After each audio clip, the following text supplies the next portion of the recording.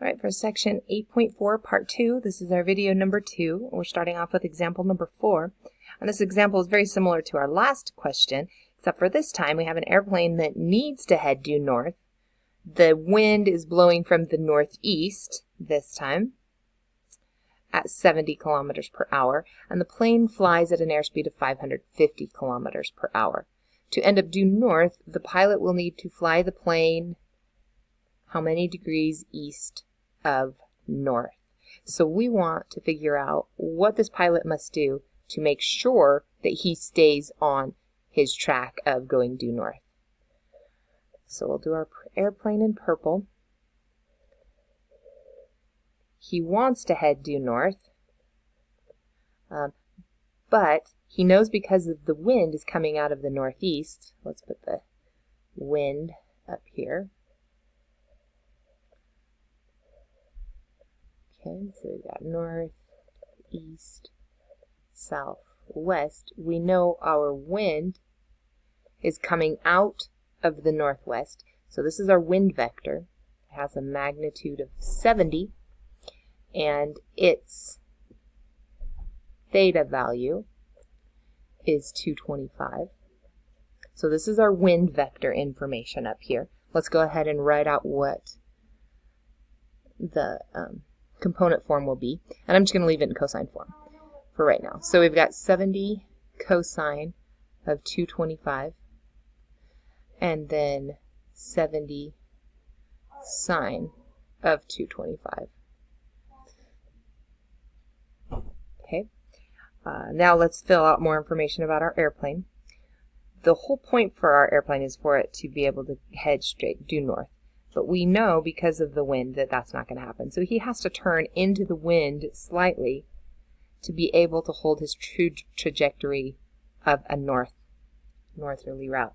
So this would be the pathway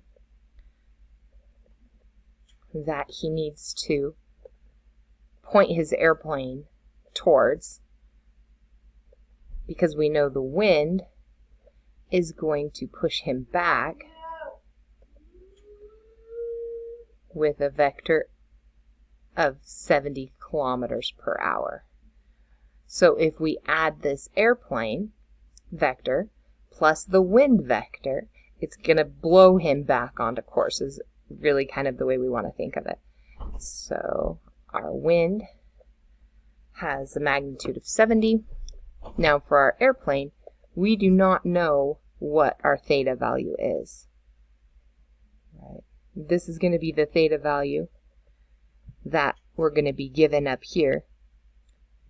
The value that is our answer that we want this answer right here. So we'll just call that x. Okay, so we'll just have to remember that when we get down to our answer. Okay, so let's write as much as we know about our airplane vector. We know that the magnitude is 550.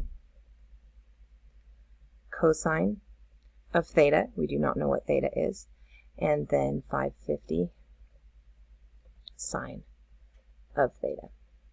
So those are our unknown values. And this is our wind.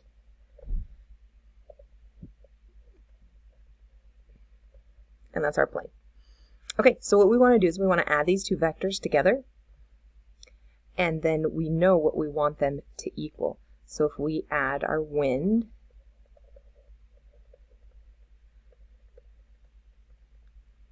vector plus our plane vector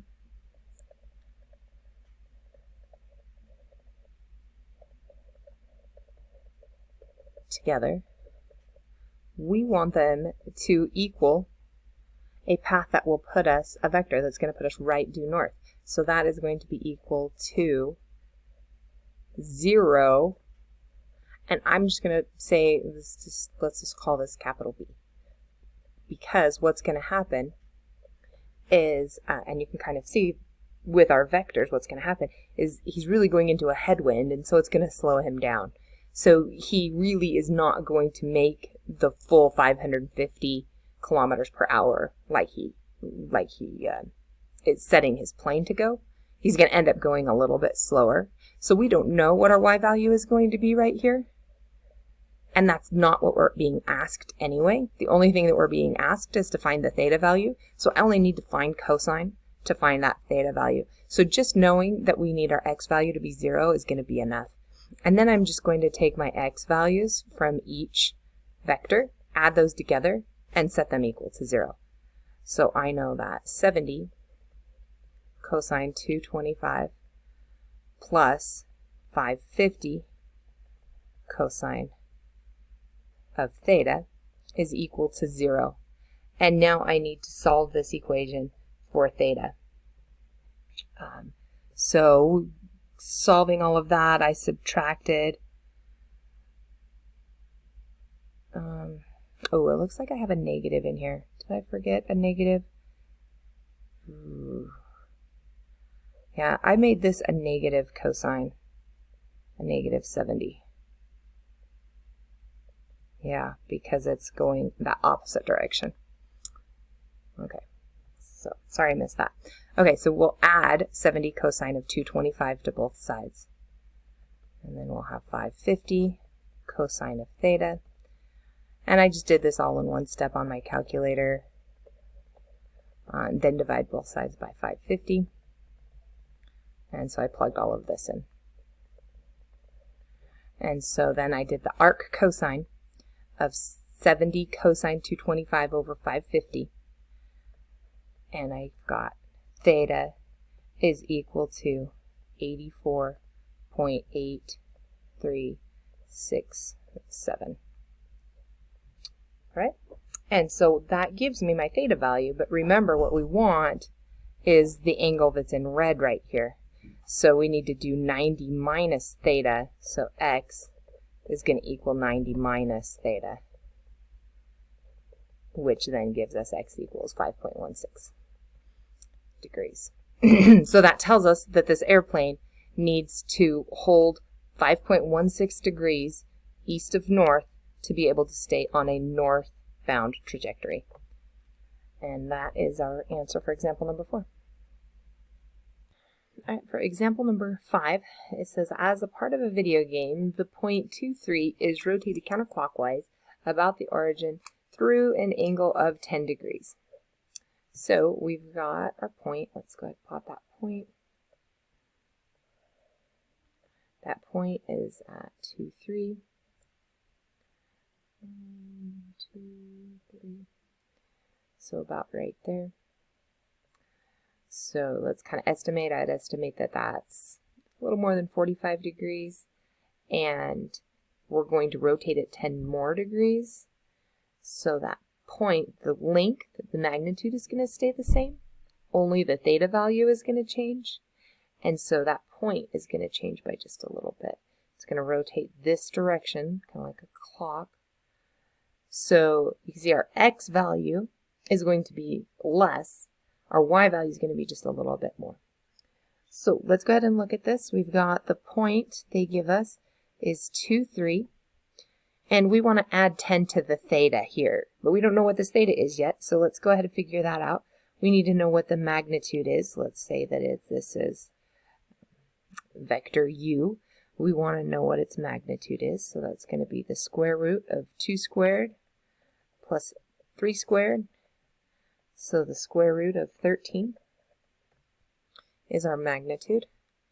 So we're going to have cosine theta is equal to 2 over the square root of 13. And sine theta is equal to 3 over the square root of 13. And again, we're going to be in quadrant 1. So I don't have to worry about any second solutions. Just our first solutions are all good. So I have to find that theta is equal to 56.3099, which is exactly about where I would think it was. I knew it was more than 45 degrees, just a little bit more, not real close to 90 degrees yet. So 56.3099 doesn't surprise me at all. That's a good number. So my new point, my new vector that I want to find, it's going to be theta plus 10 degrees. So that's going to be 66.30. and it's going to have the same magnitude of the square root of 13. So now, let me change my colors here. Let's go and find what our x and y value is. So x is going to equal the square root of 13 times the cosine of our new theta value, which is 66.30099. And then the y value will equal the square root of 13 sine of 66.3099. Alright, so just figure out what those are on your calculator. I calculated those already, and I got 1.4487 and 3.3017. Power is flickering. Okay, and so that is our answer for example number 5.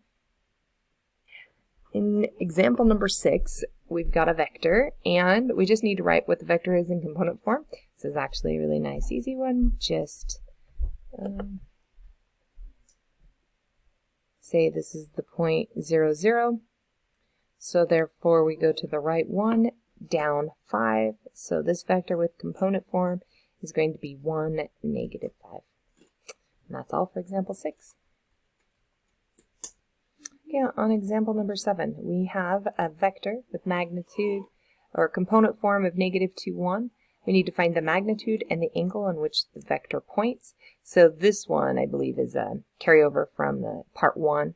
So just need to find our magnitude, which we know the magnitude of our vector is going to equal the square root of x squared, which is 4, plus y squared, which is 1. So magnitude square root of 5. So we know cosine theta will equal negative 2 over the square root of 5. Sine theta will equal 1 over the square root of 5. And then just find your arc cosine of each one of those. I do not have the answers for this one, so I'll pause here, find your answer. Okay, so your magnitude square root of 5, and then your theta value is 153.435 degrees. Okay, example number 8 is also a review question, so I'm not going to go through the whole thing of it, but again, we know that the magnitude is 7, and the direction in which it points is 235 degrees, so x is going to equal 7 cosine 235. And y is 7 sine. 7 sine of 235. And we'll go on to example number 9, which I'll probably go ahead and start that on the next video.